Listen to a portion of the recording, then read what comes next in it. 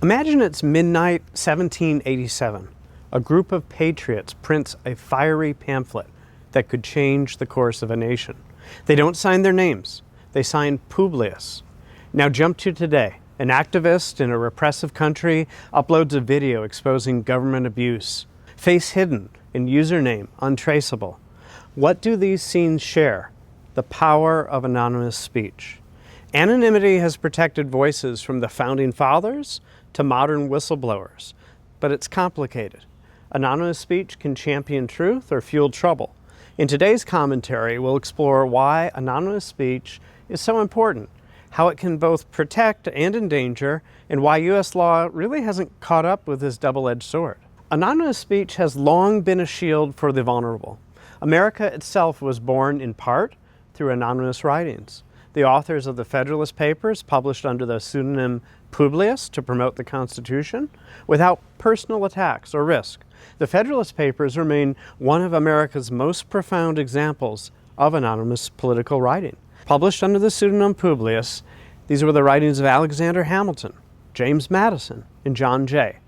Anonymity helped ensure readers judged the arguments on their merits rather than dismissing them due to regional biases or personal animosities. For instance, Hamilton's strong ties to New York finance or Madison's Virginia planter background could have alienated certain audiences if their identities were known. And the mystery surrounding Publius invited readers to consider the arguments independently, fostering a deeper public engagement essential to the fledgling democracy America was striving to build. Throughout history, dissidents and reformers have used pen names to speak freely. Fast forward to the 21st century, whistleblowers like Edward Snowden initially leaked information under aliases. Why? Because anonymity can protect you from retaliation. You keep your job or freedom while the facts get out.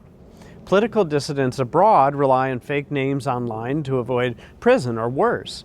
In short, anonymity lets ideas surface when speaking openly is too dangerous. Unfortunately, anonymity isn't all heroic pamphlets and brave whistleblowers. It can also be a cloak for cruelty. Hidden behind a username, some people unleash their worst impulses. Online harassment often thrives under anonymity. Trolls and cyberbullies feel emboldened when no one knows who they are.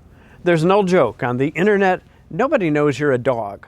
The flip side of that is behind the cloak, some people act like wolves. Hate speech, threats, and misinformation spread easily when authors hide in the shadows. Some have even proposed real name policies on social media to curb such abuse. Yet, forcing everyone to use their real identity online might also drive away vulnerable voices who rely on pseudonyms. It's a thorny trade-off with no easy fix. Worse yet, anonymity can facilitate real-world crimes like swatting. Swatting is when someone makes a fake emergency call to send a SWAT team to an innocent person's home.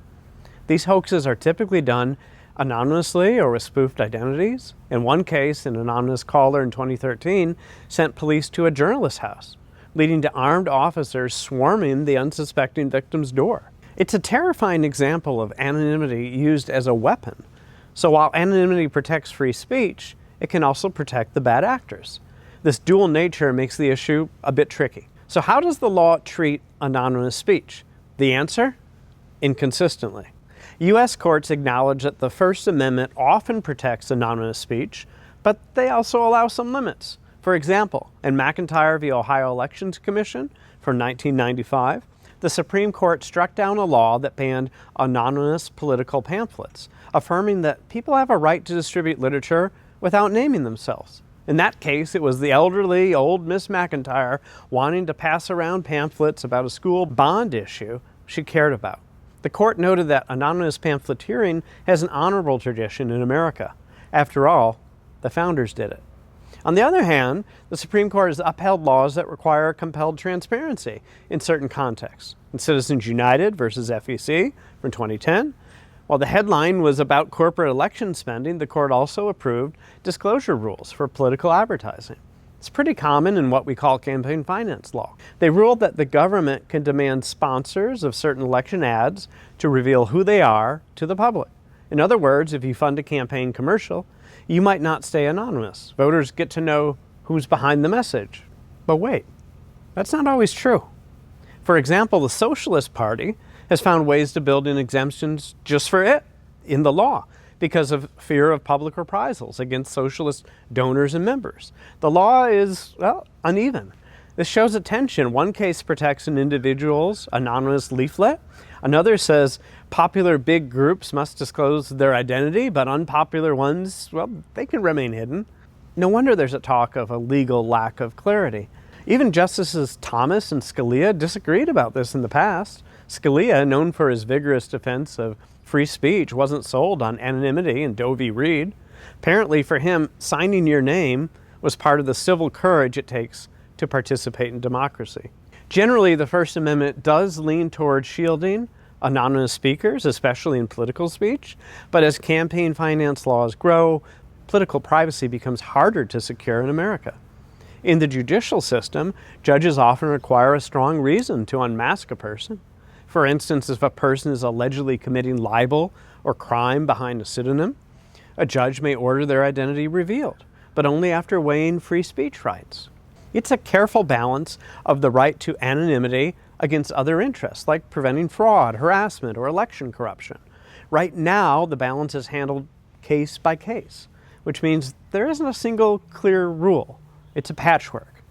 This issue is not abstract. It affects real people across the political spectrum. Consider a teacher in a conservative school district who anonymously speaks out online, supporting LGBTQ rights, or criticizes school censorship policies. Without anonymity, this teacher risks professional backlash or job loss simply for voicing views unpopular in one community. At the same time, conservative voices benefit from anonymity too. Imagine a parent in a liberal-leaning city like San Francisco who wants to criticize the local school board's transgender curriculum or policies. They might worry about being ostracized or penalized at work if they speak out under their real name. Posting their concerns in a community forum under a pseudonym levels the playing field. Anonymity is a nonpartisan shield for free expression. Anonymous speech deserves robust protection because it serves multiple critical functions in a healthy democracy and open society.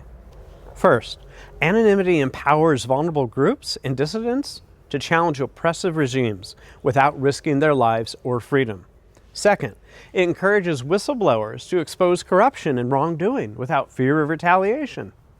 Third, it protects individuals from social and economic reprisals when voicing unpopular opinions, thus preserving diverse viewpoints in public discourse. Fourth, anonymous speech helps maintain privacy, allowing users to explore sensitive, personal issues online without stigma. And fifth, anonymity is fundamental for artistic and literary freedom, enabling creativity without the pressure of conformity or censorship. Anonymous speech is complex. Despite its risks, the ability to speak anonymously is a fundamental part of free expression and deserves protection. We can pursue accountability for truly malicious actors, unmasking harassers or swatters when necessary, without gutting the basic right to speak without a name. Going forward, we need greater legal clarity on this issue. Lawmakers and courts should clarify when anonymity is protected, so people aren't left guessing. And as a society, we must stand up for anonymous speech just as firmly as we do for any speech, even when we dislike what's said under the veil of anonymous. That means taking a stand against feel-good laws like campaign finance reform that promise an end to corruption while destroying your political privacy. Remember, anonymity allowed Publius to help establish America, and it allows whistleblowers and every ordinary person today to expose injustice or share unpopular truths. The next time you see an anonymous post or a mass protester, consider that their anonymity might be protecting someone's job, family, or life, while letting an important message be heard. Let's protect that freedom, because the next anonymous voice that needs defending could be your own. I'm Benjamin Barr, and I'm thrilled that you joined us today. My job as a constitutional litigator is to give you the tools necessary to solve today's constitutional puzzles. Be sure to like and subscribe, as it really helps with this educational project.